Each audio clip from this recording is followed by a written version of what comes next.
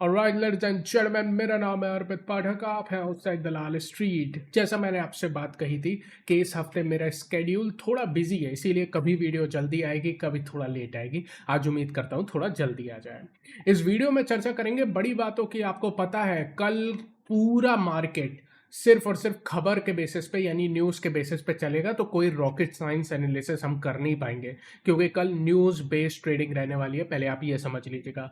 तो न्यूज़ क्या है आपको पता है, जीएसटी से रिलेटेड न्यूज़ होगी तो उसकी विस्तार में चर्चा करेंगे। और भी काफ़ी सारी खबरें हैं, उसकी भी विस्तार में चर्चा करेंगे।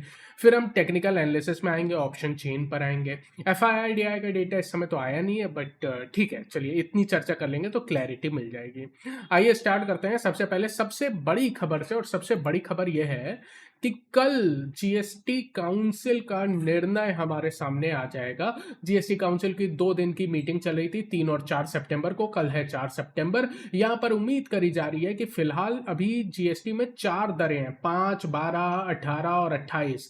इनको हटा के 2 ही दरें की जाएंगी। नहीं, कुल मिला के 3 दरें मैं आपको बता चुका हूं। पहली 5%, दूसरी 18% और तीसरी और खतरनाक वाली 40%, जिसे हम सिन टैक्स या सिन दरों के नाम से जान सकते हैं। इसमें अल्कोहल, टबैको मतलब सिगरेट और अल्कोहल, ये सारी चीजें जाएगी।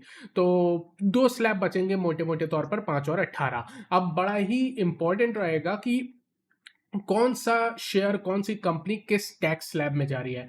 क्या वो 5 से 18 में जा रही है, या वो 28 से 18 में जा रही है, या वो 28 से 5 पे जा रही है। इस चीज पर बाजार में बहुत ज्यादा इंपैक्ट पड़ेगा और इंपैक्ट स्टॉक स्पेसिफिक पड़ेगा। इसका मतलब है कि कल इंडेक्स में जो एक्शन आएगा वो तो ठीक है, लेकिन कल आपको स्टॉक स्पेसिफिक बहुत ज्यादा एक्शन देखने को मिल सकते हैं। आपके पोर्टफोलियो में किस तरह के स्टॉक हैं और उन पे जीएसटी की दरों के बदलाव से किस तरह का प्रभाव पड़ता है, इसके बेसिस पर आपका पोर्टफोलियो बहुत ऊपर नीचे हो सकता है। तो कल तैयार रहिएगा, बड़ा दिन है। तो कल ऑब्वियसली ध्यान रखिएगा कि ट्रेड करते समय आपकी कोई एनालिसिस काम नहीं आएगी। मोस्टली जीएसटी से ही रिलेटेड खबर काम आएगी और उस खबर का मोटे मोटे तौर पर ओवरऑल बाजार में पॉजिटिव इंपैक्ट है या निगेटिव इंपैक्ट है, इसके बेसिस पर कार्य होगा। तो कल आप देखिएगा, बाजार ऑब्जर्व ज्यादा करिएगा।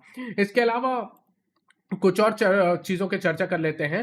उसमें से एक प्रमुख है कि भारत ने एक अपना खुद का एक सेमीकंडक्टर चिप बना ली है, जो कि बड़ी बात है। भारत अभी तक इस क्षेत्र में बहुत ज्यादा कुछ नहीं कर पाया था, और इस क्षेत्र में आप कह सकते हैं इसको पहला कदम है भारत का। और ये पहला कदम बहुत ही इंपॉर्टेंट कदम है, क्योंकि आने वाली पूरी आप सदी कह लें, दशक कह लें, ये सेमीकंडक्टर बेस्ड रहने वाली है। तो भारत का ये एक अच्छा कदम है। दूसरी बात यह है कि भारत सरकार, डोनाल्ड ट्रंप ने 50% टैरिफ भारत पे लगा दिया है, आप समझ सकते हो। और उस पर कई सारी ऐसी इंडस्ट्री हैं जिन पे बहुत ही बुरा प्रभाव पड़ा है, जैसे टेक्सटाइल यानी कपड़ों की इंडस्ट्री, जैसे श्रिम्प के एक्सपोर्ट। ये सारी चीजों पे बहुत ज्यादा इंपैक्ट पड़ा है भारत में। तो भारत सरकार, जैसे कि 2020 में वायरस जो आया था, उसके बाद भारत सरकार ने क्या किया था, एक मोनेटोरियम टाइप का दिया था, यानी आपको सस्ते दरों पर लोन दी थी। लोन भुगतान के लिए समय सीमा बढ़ा दी गई थी, जिसे मोनिटोरियम कह रहे थे। उसी तरह का एक और पैकेज लाने का प्रयास कर रही है उन इंडस्ट्री पर जो इंडस्ट्री डोनाल्ड ट्रंप के टैरिफ से काफी ज्यादा प्रभावित हुए हैं।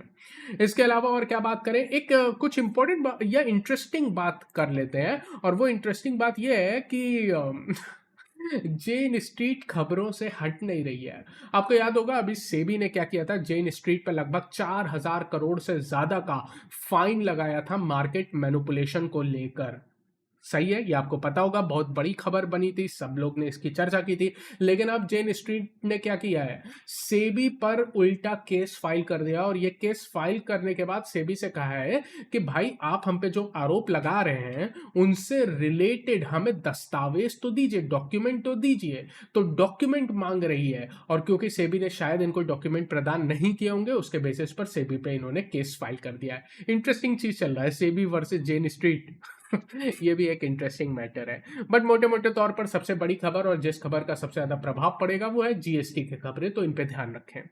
आइए अब हम मूव ऑन करते हैं टेक्निकल एनालिसिस पर। पर इस पे मूव ऑन करने से पहले स्टैंडर्ड डिस्क्लेमर, ये वीडियो सिर्फ मेरी रिसर्च, मेरी एनालिसिस है जो मैं आपके साथ साझा कर रहा हूं। इसको किसी भी रूप और प्रकार में रिकमेंडेशन समझने की गलती ना करें। दूसरी मेरी आपसे रिक्वेस्ट जो हमेशा रहती है, कृपया करके अगर आपको वीडियो से वैल्यू मिलती है तो लाइक एंड सब्सक्राइब जरूर करें। उससे चैनल को बहुत ही ज्यादा मोटिवेशन मिलता है और मुझे भी मिलता है। आइए स्टार्ट करते हैं टेक्निकल एनालिसिस पर। तो कल हमने वीडियो में चर्चा की थी कि कल की गिरावट पूरी की पूरी एक्सपायरी का मैनिपुलेशन शब्द यूज नहीं किया था, बट आप समझ सकते हो लगभग वही चीज थी और उसको मैंने कोई भी इंपॉर्टेंस दी नहीं थी। सिंपल मैंने कहा था कि कल जो एक्सपायरी का मार्केट था उसकी कोई वैल्यू नहीं है।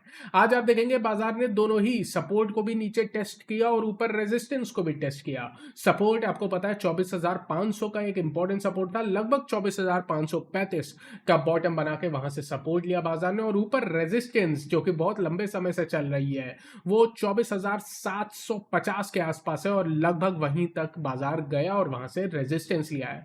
और ये बात हम पहले भी कर चुके थे कि जब तक जीएसटी काउंसिल का क्लैरिटी नहीं मिलती है तो बाजार एक डायरेक्शन क्यों लेगा। यानी अगर कल को बाजार को डायरेक्शन लेना होगा, चाहे नीचे के साइड चाहे ऊपर के साइड, तो बाजार जीएसटी काउंसिल की मीटिंग के बाद ही लेगा। तो कल का दिन इंपॉर्टेंट रहने वाला है। इससे आपको एक सपोर्ट और एक रेजिस्टेंस के लेवल तो पता चल चुके हैं, बाकी मैं वीडियो में आपको आगे और क्लियर कर दूंगा। यहां से अब चलते हैं ऑप्शन चेन पर, और ऑप्शन चेन आज मैं आपको क्लियर कट बता चुका हूं कि ऑप्शन चेन बुलिश साइड पर टिल्टेड है। इसके एक चीज मैं आपको बताता हूं, बुल्स, ये जो घटनाक्रम है ना जीएसटी की मीटिंग की, बुल्स इससे बहुत ही ज्यादा एक्साइटेड है और इस एक्साइटमेंट में बुल्स ने भारी भरकम पोजीशन बना रखी है। इससे एक चीज समझिएगा, बाजार ऑलरेडी ये डिस्काउंट करके चल रहा है कि कल जीएसटी से रिलेटेड अच्छी खबरें आ सकती हैं। ये मैं फिर से रिपीट कर रहा हूं और यही चीज इस वीडियो का सबसे इंपॉर्टेंट पोर्शन है। कल बाजार ऑलरेडी उम्मीद करके चल रहा है कि जीएसटी से रिलेटेड अच्छी खबर आ सकती है। यानी अगर सिर्फ और सिर्फ अच्छी खबर आती है तो हो सकता है बाजार बढ़ने के बाद प्रॉफिट बुकिंग दे दे, इसकी बहुत संभावना है।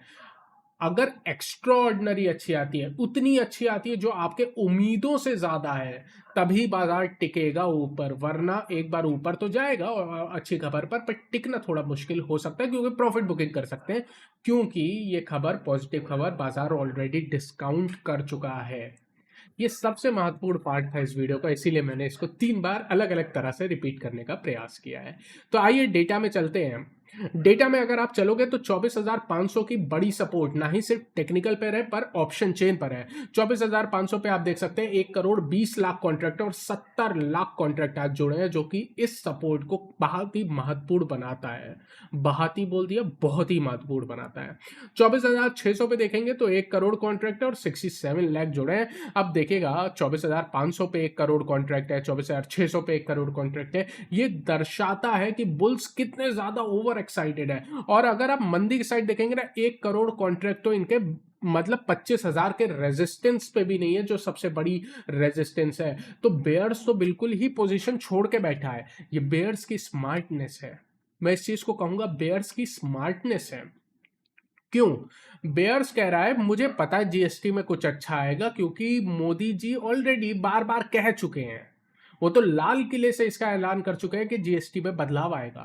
बाजार इस चीज को डिस्काउंट कर रहा है। अब इस खुशी में बुल्स तो पोजीशन बना रहे तेजी का, लेकिन बेयर मंदी नहीं कर रहा। बेयर के मंदी ना करने से ये होगा कि शॉर्ट कवरिंग का कोई सहारा नहीं मिलेगा। आपको खबर आने के बाद और ज्यादा बाइंग चाहिए होगी बाजार को सस्टेन करने के लिए, और ये सिर्फ और सिर्फ तब होगा जब बाजार जो खबर आए उसको सिर्फ अच्छा ना माने, उम्मीद से अच्छा माने। उम्मीद तो आपको भी पता है बहुत अच्छा होने वाला है, जीएसटी दरें कम होने वाली है, लेकिन अगर उम्मीद से कम अच्छा हुआ तो बाजार वो आपको मूवमेंट नहीं देगा जिसकी उम्मीद बाजार के डेटा में क्लियर दिख रही है। और इसमें बेयर्स काफी चालाकी दिखा रहे हैं और अच्छी चीज है, ये अपने को फंसा नहीं रहे हैं। अब इस महत्वपूर्ण चीज को आप पुट कॉल रेशियो से भी एक बार कंफर्म कर सकते हो, क्योंकि बाजार का पुट कॉल रेशियो जो है ना वो 1.3 पर आके बैठा है। 1.3 बुलिश है, बुलिश। तो बाजार बिल्कुल खुश है। आज निफ्टी 50 में 50 में से 36 शेयर ऊपर थे, 14 शेयर नीचे थे। ब्रॉडर मार्केट में भी हरियाली थी। निफ्टी 500 में जो 2 शेयर गिर रहे थे उनके सामने 5 शेयर बढ़ रहे थे। मिड कैप स्मॉल कैप दोनों ही लगभग आधे से 1% की तेजी दर्शा रहे हैं। एक चीज जो है बहुत महत्वपूर्ण है वो वॉलेटिलिटी इंडेक्स। वॉलेटिलिटी इंडेक्स 10.9 पर आ चुका है और ये 4% का गिरावट है। मेरे को इतनी ज्यादा गिरती हुई विक्स कंफर्टेबल नहीं लग रही है, बिल्कुल मैं क्लियर कट बोल रहा हूं। 10 के स्तर के आसपास आती हुई विक्स कंफर्टेबल नहीं है। कल अगर बाजार ऊपर जाएगा तो उम्मीद तो यही है कि विक्स और गिरेगी। अगर और गिरेगी तो 10 के स्तर के आसपास आएगी। 10 के स्तर के बाद विक्स टिकती नहीं है, वहां से ऊपर शूट करती है, और विक्स जब ऊपर शूट करती है तो बाजार नीचे गिरता है। समझिएगा, ये विक्स इतने कम स्तरों पर है, इससे बाजार ऑप्शन सेलर काम नहीं कर पाएगा। ये बहुत ज्यादा गिर चुकी है। ये बहुत अच्छी चीज नहीं है इतना ज्यादा विक्स का गिरना, ये आपको एक दिन धोखा दे देगी, मैं बता रहा हूं आपको ऑलरेडी। आप विक्स का पिछले 2012-2008 जब से इनका इतिहास है तब से इतिहास देख लीजिए, 10 के स्तरों के नीचे या 10 के स्तर के आसपास विक्स टिकता नहीं है। इस पे कभी और चर्चा करेंगे, लेकिन ये एक और कारण है जो दर्शा रहा है कि अगर उम्मीदों से कम अच्छी खबर आई तो विक्स शूट अप कर सकता है। और अगर विक्स शूट अप कर गया, मतलब निगेटिव खबर आ गई तो छोड़ ही दीजिए। किसी को उम्मीद नहीं है निगेटिव खबर की, और मुझे भी नहीं है कि निगेटिव हो जाएगा कुछ, ये तो नहीं मान रहे हैं। लेकिन अच्छी की भी उम्मीद कर चुका है बाजार। यही चीज मैं आपको बार बार बता रहा हूं, बाजार बहुत चालाक होता है। अच्छी खबर पे अच्छा रिएक्ट करे ऐसा कहीं लिखा नहीं है। वो अच्छी खबर पे बुरा रिएक्शन दे सकता है बाजार, तो थोड़ा सा सावधानी रखिएगा। कल मतलब थोड़ा सा देखते रहिएगा। अब इसके अलावा हमने एफआईडीआई की चर्चा कर ली है। ऑब्वियसली हमारे पास नहीं, सॉरी, हमने ऑप्शन चेन की चर्चा कर चुकी है, और ऑब्वियसली हमारे पास अभी एफआईडीआई का डेटा सैडली नहीं है, तो हम उसकी चर्चा करने में असक्षम रहेंगे। ठीक है, तो यहीं तक है। तो कल ट्रेड क्या करोगे भाई, न्यूज बेस्ड रहने वाले, तो कुछ करना आपको ऑलरेडी नहीं है, देखना बाजार को। मैं लेवल्स बता देता हूं आपको। पहले सपोर्ट लेवल बता देता हूं, 24,575 पहली अच्छी सपोर्ट। उसके नीचे सब काफी अच्छी सपोर्ट है 24,535 से 24,450। और अगर ये टूटती है किसी कारणवश तो सबसे सबसे ज्यादा मजबूत सपोर्ट 24,350 से लेके 24,275 है। और ध्यान रखेगा, अगर कल बाजार 24,350 के नीचे क्लोजिंग देता है तो फिर नई कमजोरी की शुरुआत दे देगा। मतलब जीएसटी के बावजूद बाजार नई मंदी कर रहा है 24,350 के नीचे। नोट करके रखिएगा। ऊपर 24,750 रेजिस्टेंस, और इसके ऊपर क्लियर रेजिस्टेंस है ही नहीं, क्योंकि बेयर्स ने कोई पोजीशन बनाई नहीं है। सीधे 24,950 से 25,000 की रेजिस्टेंस बन के आती है, ये समझिएगा। उम्मीद करता हूं ये वीडियो आपको पसंद आया। अगर ऐसा इसको लाइक करें, चैनल को सब्सक्राइब करें। Thank you so much for watching this video. I see you again later. Take care.